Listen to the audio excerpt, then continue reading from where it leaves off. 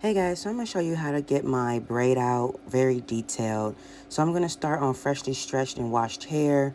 I'm going to be using the Camille Rose Honey Hydrate, and I love this. I love how shiny it makes my hair look. So you want to make sure that you go ahead and put it all over your hair, and especially at the ends, and then you're going to detangle. I'm going to be using the Camille Rose Curl Maker.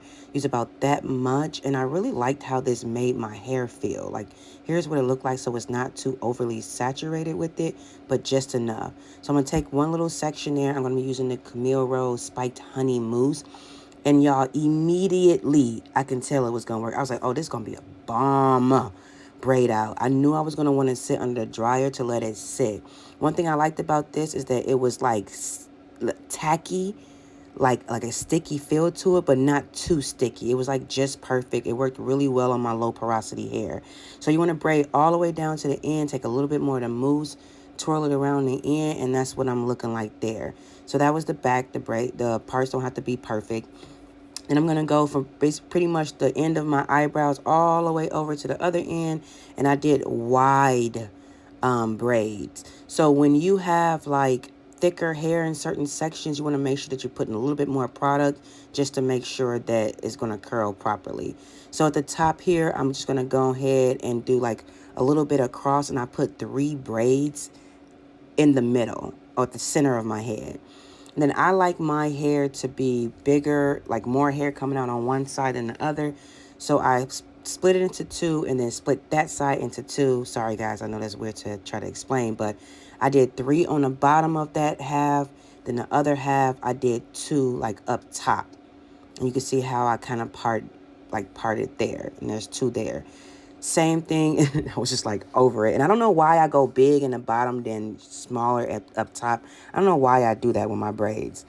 But here we are here. So this top little last portion, this is the side I like to be kind of in my face and a little bit bigger. So I'm braiding it coming down towards my face.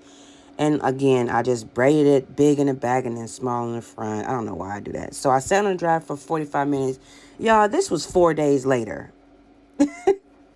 So I'm adding my fenugreek hair food oil, and I'm mixing it with a Tame and Frizz serum. And the first, just to help with frizz, and the first braid I was like, did I leave it in too long? But then other braids in the back on the thicker side of my hair where I put a little bit more product, it was just looking super, super, super cute. Y'all, I loved this combination. It had my hair extremely soft. I was checking it back to make sure I didn't miss a braid because that is so me.